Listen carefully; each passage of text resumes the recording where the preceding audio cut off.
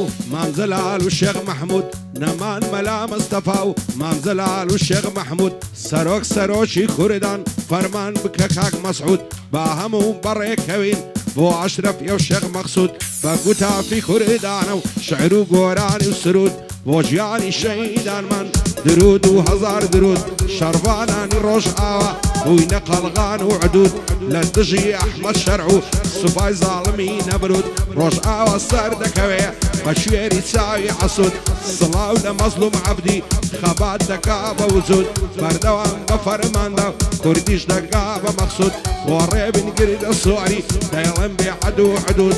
روان سيان نشيو حرفاية دار بالسرود لما عرزان مشهورة حرفاية دار بالسرود شادي برايم بالباصي دايلن بيعدو حدود دايلن بوكاك بلندي او شو بيعدو حدود بشويري تساوي عسود بشويري تساوي عسود رجال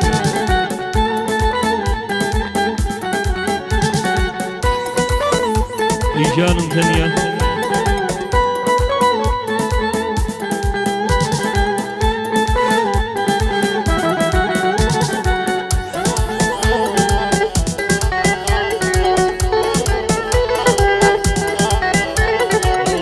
سرگشته جوانیتم شیدای دلوبانیتم من سرگشته جوانیتم شیدای دلوبانیتم ویرانو در بدردم بخوای من کوبانیتم من سرگشته جوانیتم شیدای دلوبانیتم ویرانو در بدردم بخوای من کوبانیتم ندرکی مزگوتی دل آماده قربانیتم عشقی کسایتی تو ی قرص و گرانیتم لازاری گوزه بدست ریبواری سرکانیتم یک ولات و یک خبات کردم کردستانیتم یک ولات و یک خبات کردم کردستانیتم اتوی شعری قشنگی من دنگی علیکتم شیرین کی دلی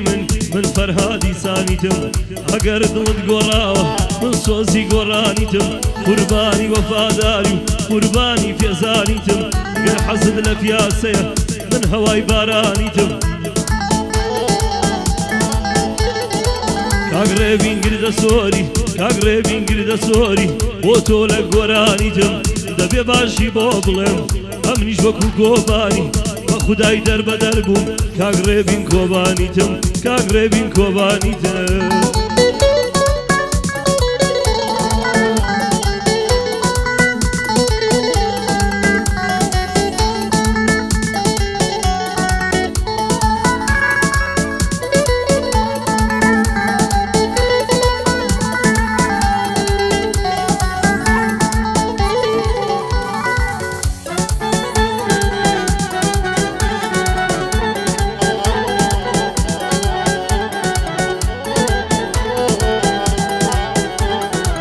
پشتیوانی روزان هرچی کردی بعشورا پشتیوانی روزان هرچی کردی بعشورا سپای محمد زولانی دستیان بخوین مسورا ملتی کرد هوشیارا خاون هستو شعورا هر پارسای کردستان آزادی من منظورا کردستان یک ولاتا دست کرده او سنورا کردی جوک ولاتا خاون آلاو دستورا بامو بی فارزید او زمان و کلتورا لسعيد وجمنارا ولاتي من خابورا صلاة لمظلوم عبدي او فرمان دز الصورة لا اسماني روش آوا هر دلي مانگو نورا شرباناني روش آوا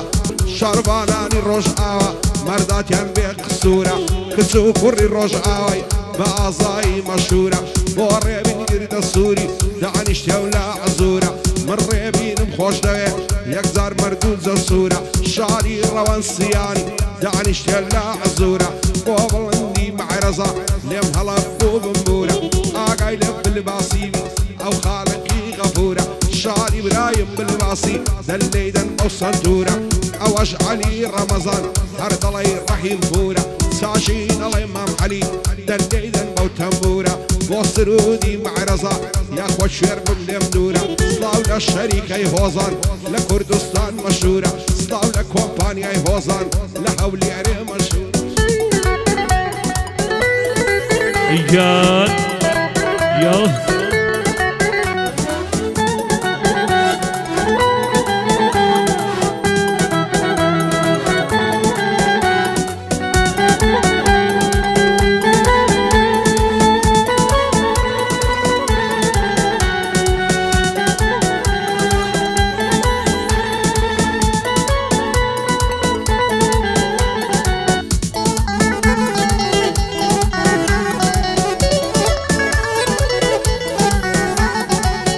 هەرچەند سەردێن و دەبەم ناگەم بۆ سەری ژیان خەندە و هیواکانی من هەموو گرانە گریان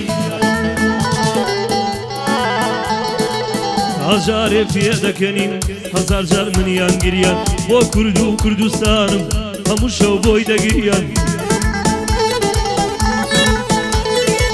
ڕۆژاوان بریندارە ڕۆژاوان بریندارە دەیڵێ عەلی ڕەمەزان ڕۆژاوا بریندارە دەیڵێ عەلی ڕەمەزان مەلا مستەفای بارزان هەزار دوژمنی بەزان مامەڕیشە نەماوە شەڕی دەکرد بە پاوە ئێمە نەوەی ئەمانەین خاوەنی ئەم زەمانەین هەمومان لە سەنگەرین چاوەڕێی ئەو سووریانەین هەمومان لە سەنگەرین چاوەڕێی ئەو سووریانەین مامۆستامان ژیاخی مامۆستامان ژیاخی تاژی سەری ئەموانە ئەم شەو عەلی بۆت دەڵێ بەو بەنگ و کەلیمانە کاگڕێوین گردە سۆری پیاوی مەزن و زانە کاگڕێوین گردە سۆری پیاوی مەزن و زانە بۆ کاگڕەوەنسیان و ئەوەی لێرە میێوانە کاک بڵندی مەعرەزان تایبەت بۆ بڵنجیانە کاک بڵندی مەعرەزان تایبەت بۆ بڵنجیانە دەیڵێم بۆ کاک سرودا کاک سرودی مەعرەزان ژۆ بگرێ لەم بەندانە بۆ کاک ئیبراهیم بلباس بۆ کاک ئیبراهیم بلباس ئەشهەد و وای پێ دەڵێم تایبەتن ئەو بەندانە پیاوی میێوانداریە بەخوا یەر لە خۆی جوانە دێمەوە بۆ لای ڕێبین جۆ بگرێ لەم بەندانە وەڵڵا شەریکەی وەزان تاکە لەو نیشتیمانە شێلێتان دەباتەوە با خۆی تاقی کاتەوە لە مەیدان ئاسڵ ناکەن ئێوە سەنگەر چۆڵ ناکەن هەگڕێوین گردە سۆری لای عەلی ڕەمەزانە منتیک باش تەسویرەکە شازیکە میێرەمانە مامۆستا ئارام تەنیا ئوستازی هەموویانە لە خزمەتمان زانیارم ئادەی پەنجەی پێیانە عەلی باشت بۆ دەڵێ مامزانیارم لێرانە مامزانیارم لێرانە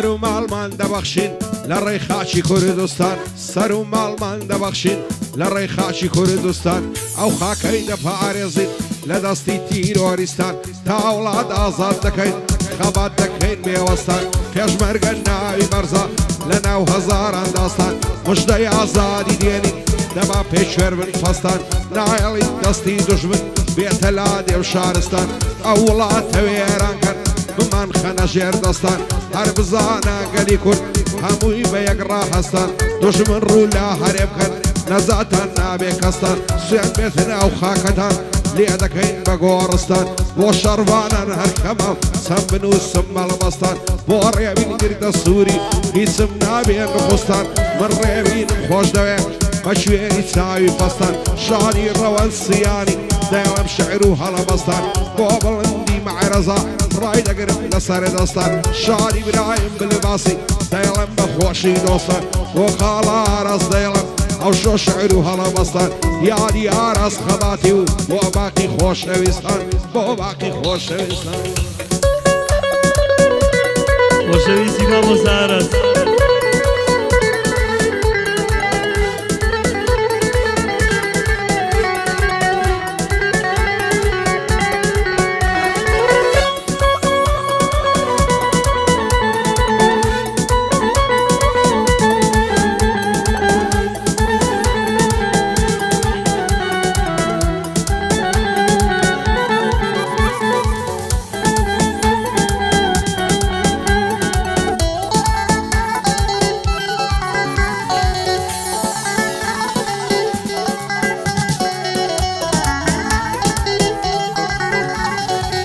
کۆترێکی باڵنەخشی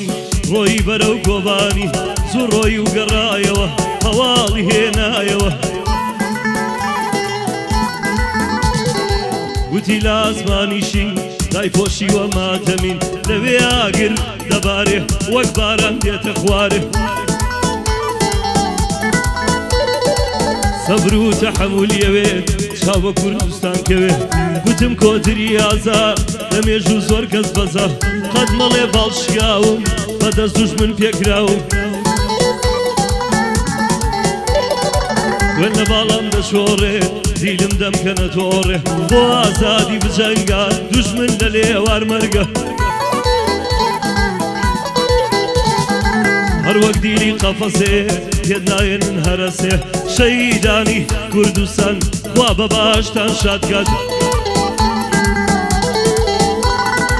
ئەم نیژە سابێلانم بە شەو و ڕۆژ پەروانم ئەم نیژە سابێلانم بە شەو و ڕۆژ پەروانم بەزارم هاوار دەکەم بۆ خەڵکی کوردستانەکەم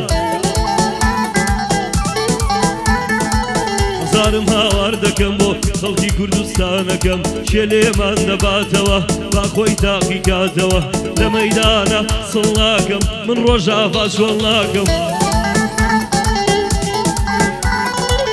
ڕایگەێنن بە جیهان ڕایگەێنن بە جیهان ئەفرین جێگای بەرخودان ڕایگەێنن بە جیهان ڕۆژاوا جێی بەرخودان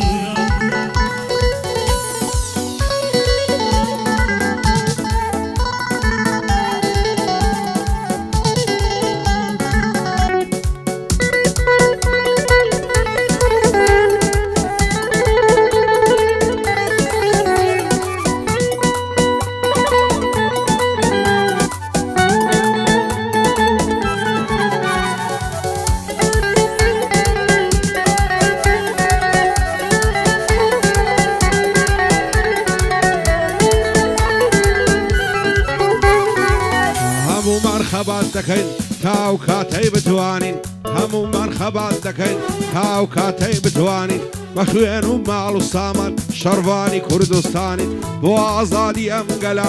هەمیشە چەک لە شانین ئێمە مێژومان بەرزە هاوە چەندین داستانین هەر چوار پارچەی کوردستان لەگەڵ یەک هاوپەیمانین چەندی ساڵە خەریکی خەبات و تێکۆشانی چاوەڕێی ئازادینە دەمێکە چاوەڕەوانی ئەمڕۆژ هەموو بە یەک دەست لە سەنگەر و مەیدانین ڕۆڵەی کوردین نابەزین لە شەڕدا قارەمانین قەینا با شەهیدی بکرێن شەهیدی نیشتیمانین بۆ ڕێمین گردە سۆری ئەو شۆلێرە میوانی شاری ڕەوەنسیانی لەگەڵ یەکشان بەشانی زانیار بە گرژی لێیدا لە مێژە چاوەڕەوانی ئارام بە گرژی لێیدا لە مێژە چاوەڕەوانی بابن و ماما عەلیوە دەمێکە ئەو پەیمانی ئەمن و عەلی ڕەمەزان لە مێژە هاوپەیمان قوربانت مامە گیان ئەمە هەموو هەمڕاینە